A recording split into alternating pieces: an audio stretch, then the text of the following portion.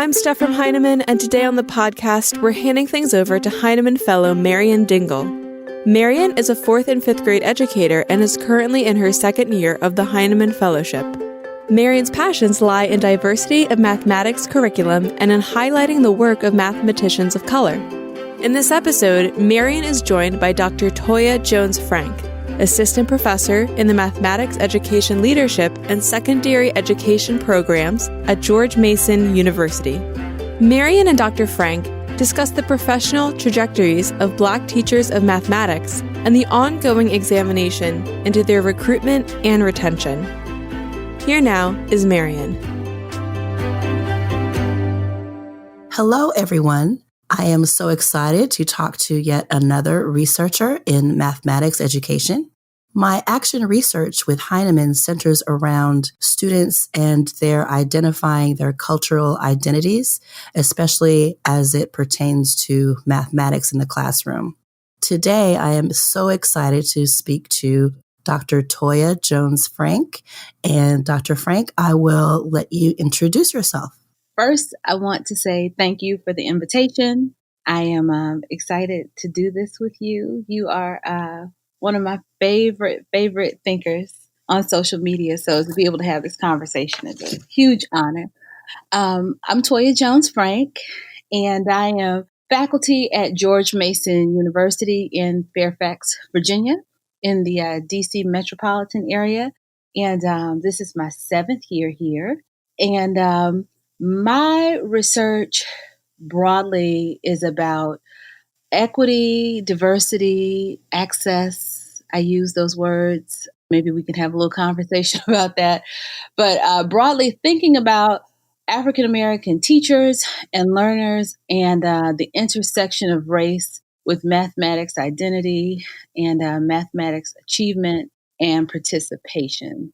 You know, I will talk a little bit about the work that I do, thinking about racialized experiences of Black teachers, but I'm also interested in work with African-American learners and access to secondary mathematics experiences in advanced math. I was a high school math teacher and a mathematics department chair for 11 years before I went back to graduate school. So I'm very interested in how theory and practice can work together to improve educational outcomes and affect for students. Interesting. So I really appreciate you talking about how we met on Twitter. I have not really been on Twitter long, but I do remember you being one of the first, if not the first, researcher to reach out to me and actually answer my questions. It was really, oh yeah, it was a big deal to me. And if it weren't for you, I don't think I would have ever really taken seriously the possibility of researchers and practitioners working together. So I need to thank you for that. So there's something else that I need to thank you for. And I've done this before on Twitter, but I'm going to do this on this podcast as well.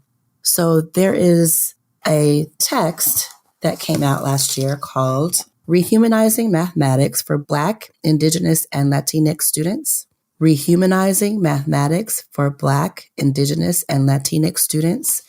And in it, you told me that you had a chapter in the book. So I couldn't wait. I ordered the book. I remember when it came out and I got it in the mail and I went to your chapter and read it and I was astounded. As I was reading, I was nodding, and then I noticed the tears started rolling. And it really was the first time that I had seen myself in an academic piece. We talk about representation a lot, how representation is so important for our students to see themselves so they can normalize their experiences. But I didn't really realize until reading your piece how much I needed that myself. So I just really need to thank you for that. And I'm going to let you tell the audience, what is the title of that piece? So, first, thank you for that. You know, you can just kind of put your head down and do the work and hope that someone reads it and sees it and that you convey what you're trying to convey. So, you know, you've said it publicly before, and I thank you for saying it again. It means the world to me. The title of that piece is Listening to and Learning with Black math teachers. That was not always the title. I want to thank the editors, Dr. Rochelle Gutierrez and Dr. Imani Goffney, for pushing us to really think about what it meant to rehumanize teachers and students in research. Probably started with a more sort of sterile type of title, you know, how academics can be, and they can be really long-winded in their naming.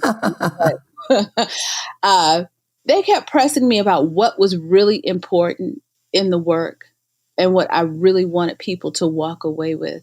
And the more we thought about, because I co-authored it with Dr. Dina Khalil at Howard, a district level mathematics specialist, Bianca Skates, and we were really, really fortunate to have a pre-service teacher, Simone Odoms, who also co-authored the piece with us. We were able to work together and think through the piece and do those sorts of things. But we were really fortunate to have them push us around like what was important. And for me, if nothing else, when people read that piece, I really do want them to consider, before we start with the recruitment and retention arguments and diversifying the field and those sorts of pieces, it's really important to listen to and learn with Black teachers of mathematics, right? So I Yes, think we yes. can learn a lot. I think sometimes in research, I don't do a lot of like distancing myself from the participants. I'm not one of those people who's like anti-me search. You know, sometimes when you do research on yourself, I mean, I'm an African-American woman. I was a high school math teacher. I still teach mathematics here at George Mason. So some of this work is, you know, part unpacking some of my experiences, but also knowing that my experiences don't exist in a bubble. And so it's really important to me not to give voice, because teachers have voice. And I think social media has been an amazing platform to really center teachers' voices and ideas. But I think it's my responsibility from this seat to amplify the voices of teachers. And so that piece and subsequent pieces are really like, if you really want to think about teacher diversity, before you put all these plans in place that want to do things to people or do things at people, you have to center the people and listen to them Yes. and see what's important. And you cannot come at this like a top down, like we are going to provide employment or opportunities for people, because you can learn these have to be reflexive relationships. So that's what that piece was really about, putting Black teachers at the center of the work and thinking about both the assets and the wealth around content and community knowledge and pedagogical knowledge that they bring to the field, but also thinking about racialized experiences that often don't surface when people talk teacher diversity, particularly in policy arenas. Yes, that it sounds so obvious too, doesn't it? That if you want to study a people or study people, that you need to center them, but that's just not what happens normally. We tend to tell people what to say, what to think. We know best, that whole thing. So this was just so refreshing to me. And it makes me wonder, did any other Black teachers have that reaction? Or I don't know, maybe researchers that used to be teachers? So, for this to be scholarly work, this work has fed my spirit and kept me alive in ways that I did not anticipate. And that is because of the emails, the tweets, the people who stop me after talks, just the kind words. I'll talk a little bit about some teachers I've been interviewing. So to have teachers circle you and pray. Have teachers speak life into you and thank you for giving them. I'm getting choked up. I have goosebumps because I know exactly what you mean. Yeah. So, yes, to answer your question succinctly, I have had, and that for me makes it worthwhile. That makes it, if I were to get a piece back and I get a revised resubmit or a reject, I'm like, let me strengthen the argument. Let me say this in a way that will, reach more people, or let me bring some more clarity to my thought, because the work is important, because it's reaching people. This has been just the amount of connections, and not just, the thank yous, but for me, it's also been an opportunity to connect people. So some of the teachers that we interviewed for the Rehumanizing piece, I know one of them started, I think I mentioned Stacy, that's her pseudonym, in the paper. The first thing she asked me was, where are there are other Black math teachers? Well, where are they? She was in the Pacific Northwest at the time. And so it gave me an opportunity. At the time, there were some online spaces. I was able to say, well, hey, here's some online spaces where you can talk to other Black math teachers or other Black STEM teachers. So, it's been part research, part community building, but honestly, a labor of love, and the amount of candor and honesty and vulnerability that, the teachers, they allowed me to enter their personal space, and we were able to talk about some really sensitive things. So I am always, incredibly grateful and indebted to those teachers for giving me that opportunity and that access to their lives. We are so, so incredibly indebted to you for telling our stories, because they really are our stories. I can't stress enough, and I know you know this, but there's nothing like being at a school where you are seen, where you can have, maybe I call them elders. I have some elders that I work with. I've been fortunate. I've always had them. And during those moments when you're down, or, life happens, or this work just gets hard, they see you and they seek you out and they just speak a word of life. That's what your piece did for me. It spoke to me, and I still go back to it and read it. Which brings me to the next question, which is about your famous Trajectories Project. We've seen tweets about your Trajectories Project. There have been interviews. You've been all over the country interviewing people. So I can't help but wonder, is this an extension of the article that you previously have written? Is this for a book? Like, what is this really about? Can you speak to that? Absolutely. I'm excited. So, Trajectories, I will just say I got into research about Black mathematics teachers. Part of my interest comes from being a doctoral student at the University of Maryland, College Park. I came in very interested in recruiting and retaining teachers of color, thinking about diversifying mathematics teaching. And it just so happened that while I was there was an NSF project that a team of researchers were leading about highly respected Algebra 1 teachers. And the teachers were nominated through school leaders, parents, etc. And it just so happened that all of the teachers who were nominated were Black. Wow. We were in a predominantly Black school district doing the work, and just the research will tell you wherever there are concentrations of Black students, that is where you are likely to find concentrations of Black teachers. So, so that gave me an opportunity to really start thinking about race and racialized experiences, drawing a lot on Dr. Danny Martin's work and what it would mean for teaching in the ways that he so beautifully laid the path for us for thinking about racialized experiences for African American learners, right? Right. I was able to do lots of research with that team. I was able to co-author a piece with my advisor, Dr. Lawrence Clark, which made a case for why we shouldn't just look at this contemporarily. We should also look at it in a historical space, which feeds into the Trajectories Project. And then, when I got here to Mason, even when I gave my job talk, when I was seeking employment, I talked a lot about how I didn't know it was called Trajectories at the time, but, this was work that I wanted to pursue. I really wanted to think about what happens at the nexus of teacher diversity conversations and STEM teacher pipeline conversations, because no one really thinks about the overlap.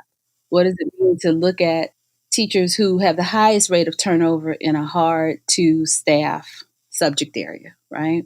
So Trajectories is built on some of my work as a doctoral student. And then just, in addition to that, questions that weren't quite within the scope of the research that we were doing there. So it is funded by the National Science Foundation. We are in year 3 of 3. So this is a 3-year grant. And the full name of the project, see, here I go with this long title, right? Examining the trajectories of math teachers, learning from the past, drawing on the present, and identifying goals for the future. So I think a lot about place and time and how you have to really, consider those things in the context of race and teaching. And so, the overall goal of the work is to inform recruitment and retention efforts, but I will say that the more we've done the work, it has definitely evolved. I am grateful for every critical friend that I've had along the way that has pushed my thinking. I have an amazing advisory board. They're like a dream team, and who push the work and make it better. But the questions have shifted, so it's not just it's what they call an EHR core grant. It was like under workforce development. But instead of just thinking about, so how do we bring in more teachers in the field, right? How do we just bring in more Black teachers into mathematics teaching? The questions for our team have shifted. We're really thinking, so what are the structural challenges and barriers that impact teachers' decisions, right? So how can we inform the field if we listen to and learn with Black teachers? Again, taking that listening to and learning with approach to this work. So hopefully through, we've done large scale survey work. So we surveyed about 1,200 African American teachers from all across the country. And we are now doing focus groups. And so in the focus groups, we are sharing the results from the quantitative data. But, for me, the part of this project that is really, really special and unique are our oral histories. So we make the argument that you cannot really understand recruiting and retaining Black teachers without looking at the issue historically, because Brown v. Board, had a huge impact on Black teachers, specifically, where they could teach and how many of them taught. A lot of Black teachers were pushed out of teaching. So we can look at this as a contemporary issue and say, there's lots of articles. Sometimes I'll start talks by just really putting up like news headlines, like, where are the Black teachers? Those kinds of things. There was a point in time where that really wouldn't have been a question that would have made the headlines, right? So we try to look at this historically. So we've been doing oral histories with retired Black mathematics teachers. I will say the crown jewel of our project is Dr. Gwendolyn Means. She's about 90 years old now. She started teaching in 1951. And just listening to their stories, and in particular her stories, because, she taught, over 40 years. And then she became like director of I don't think they were calling it STEM education at the time, but director of, I believe, either math education, STEM education, something in that area. And so just listening to her perspective on the field, on the content, on how race impacted both her experience as a pre-service teacher, because she went to, the all Black teachers college, minors teachers college, talking about what teacher testing looked like, to have her and other teachers talk about like what it meant to integrate their schools and to teach a subject area like mathematics. And the experiences that they had around race have been eye-opening. For us, because we think about, time and those sorts of things, it's been interesting to juxtapose their relationships their experiences rather. It's been interesting to juxtapose their experiences with our contemporary practicing teachers and find that in a lot of instances, the same things that were barriers to the teachers' practices, 50s, 60s, 70s, in some cases early 80s, still persist. That's been a lot of the shifting of our questions, not just around how do we bring more people in, but like, what are these issues of intractability? So we've been making this argument around the intractability of racism, which is firmly rooted in critical race theory. And so thinking about, the intractability of racism, but I think it's also important to talk about the agency of Black teachers. So in response to the intractability of racism, what has been the arc of resistance for Black teachers? Resistance inside the classroom in terms of doing what they thought was best, given their commitments to, supporting their students and improving the lives of their kids through mathematics teaching. Thinking about their resistance outside of the classroom, some of our teachers were very active in the union, or even if they weren't formally active in the union, they were just pillars in their communities. A lot of our teachers taught in the communities where they worked, so they were able to have a lot of community cultural wealth and use that as a bridge to mathematical thinking and learning for their students. But for us, it has been taking on the intractability both through qualitative research, through the oral histories, but also through quantitative research. One of our most interesting findings, it's interesting, but in some ways I heard myself giving the talk and I was like, back. And sure enough, it showed up on social media. But I started calling it like the "we told y'all" variable. This idea that microaggressions. I love that. I love that. Okay, I'm sorry. Go ahead. No, it's okay. This idea that, so we have this instrument that we gave, like I said, we surveyed about 1,200 Black teachers of mathematics, K-12, public, private, public charters, you name it. We tried to get a wide sampling of Black teachers of mathematics. And within the survey, we developed a set of questions based on some of the interviews that we use in the Rehumanizing book, and then some interviews that we did after that. And just from, reading in the field and talking to our oral history participants, we developed a scale. We call it the term scale, the teachers' experiences of racialized microaggressions. And so that was part of the larger survey instrument. And we found that when we put the microaggression variables into our model, when we're trying to predict teachers' decisions to leave or stay, microaggressions explain a lot of what we call the variance, right, in the model. So teachers who reported having higher experiences with racialized microaggressions were more likely to have thoughts about leaving the field. And so for us, when you read, there's amazing policy work, like for us, Richard Ingersoll's, like he does amazing work. And so some of us, we want to be in conversation where he has work on teachers of color, and he'll say, the data for teachers of color doesn't necessarily look like what it looks like for white teachers. Like, it's not salary. It's not teaching in places where there are high concentrations of students of color. And so just continuing to think about, like, why are teachers of color not staying? And so for us, we're like, well, it might be taking a critical lens to looking at teacher recruitment and retention. It could be these microaggressive experiences that happen within their buildings and their district. Boom. So, yeah, Trajectories is really thinking about this idea of race and racialized experiences and mathematics teaching, and what we can learn from Black teachers to change the structures before we focus so much on trying to bring more teachers in, because we can bring them in and we can recruit, right? But if we cannot retain, then we get this, this cycle of turnover.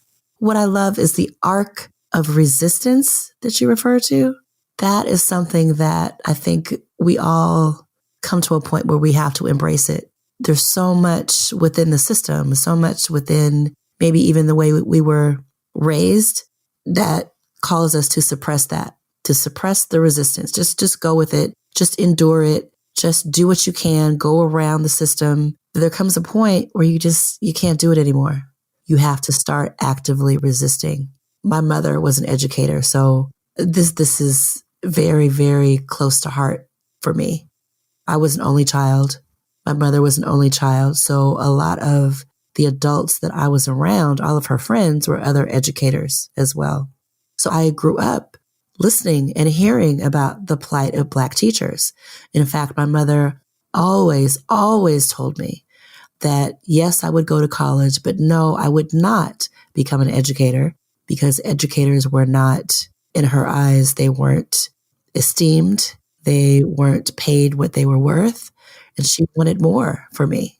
And it's ironic now that I'm an educator, and I didn't really become an educator until after she passed away, which I don't think is a coincidence, but I think we've made peace with it now.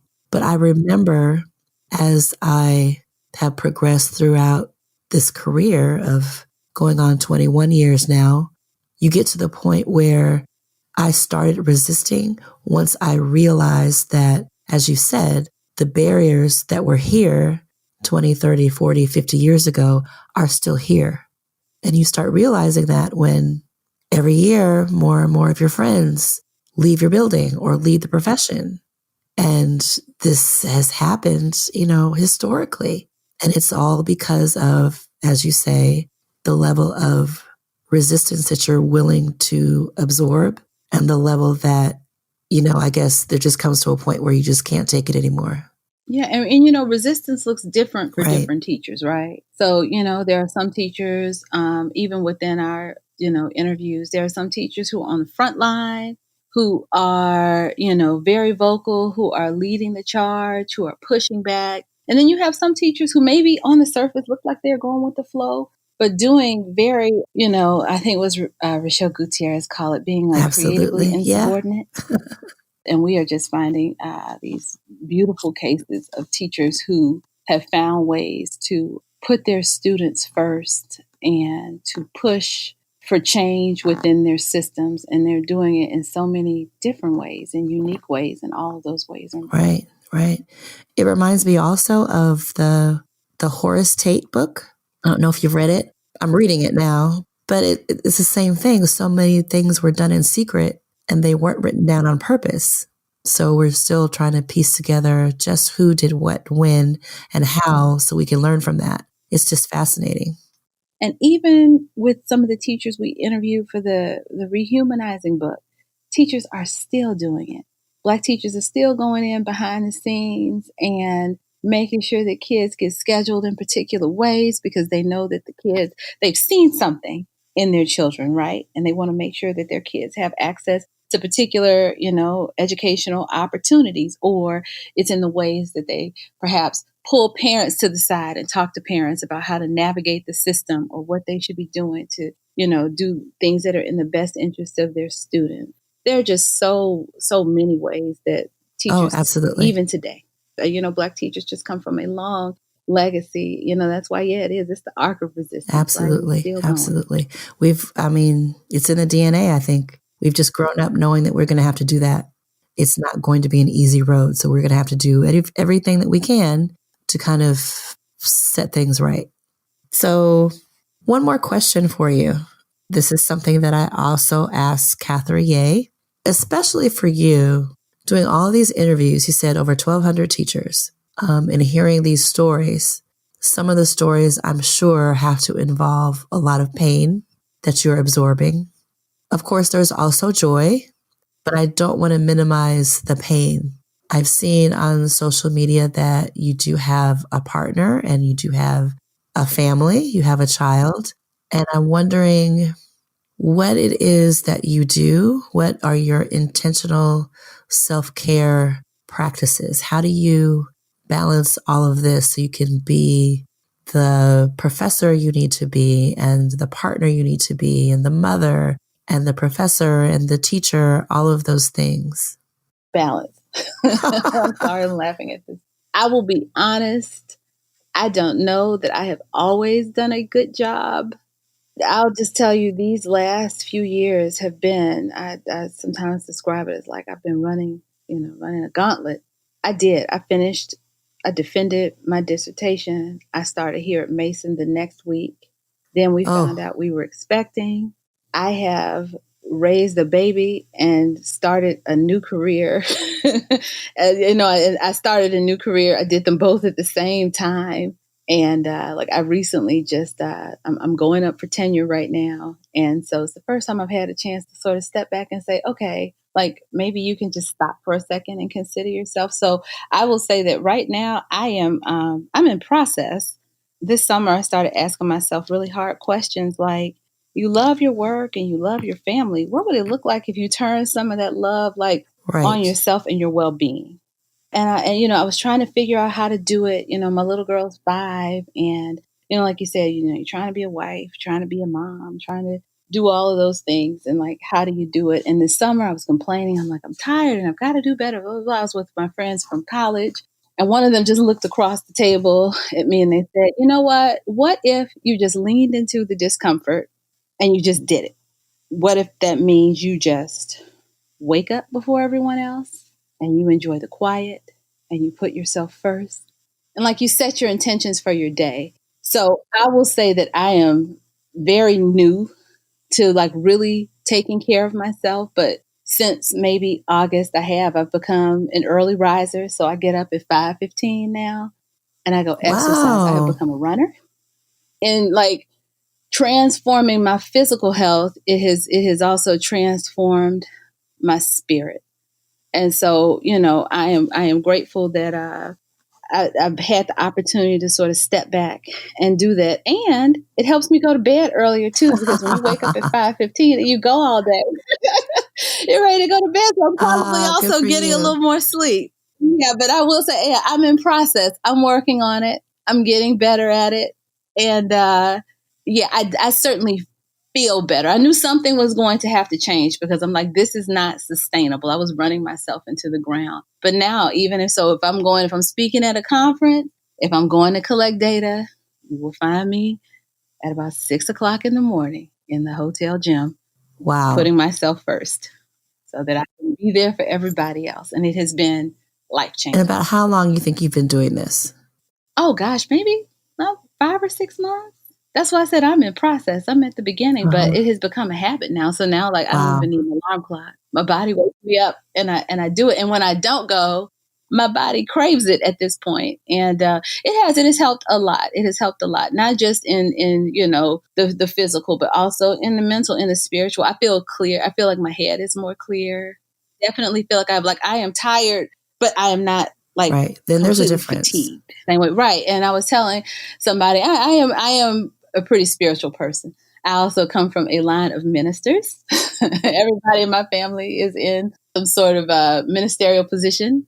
I say that education and thinking about, the betterment of African American teachers and learners is my mission. Nice. But but I will say that part of this has been like a spiritual awakening for me. It has helped center me and it helps me endure. And I was like, I get up in the mornings and I meditate, but that treadmill is my altar some mornings. It really is. Okay. 5 or 6 months. I'm trying to talk myself into this because I just... Oh, come on. I'll give you a wake-up call. Okay. I'll give you a wake-up call. Because I start and then I guess I don't get to my 21-day point where it becomes a habit and then I just fall off the wagon. No, that's what happened. It became a habit. It was the first time I'd ever just made it a habit. And I'm telling you, if my friend hadn't said, okay, you're uncomfortable, big deal. So what are you going to surrender to the discomfort? What are you going to do? Are you just going to keep sitting around telling us all how tired you are? Okay, I can do this. This has been a pleasure. Thank you so much for agreeing to talk with me and to do this podcast.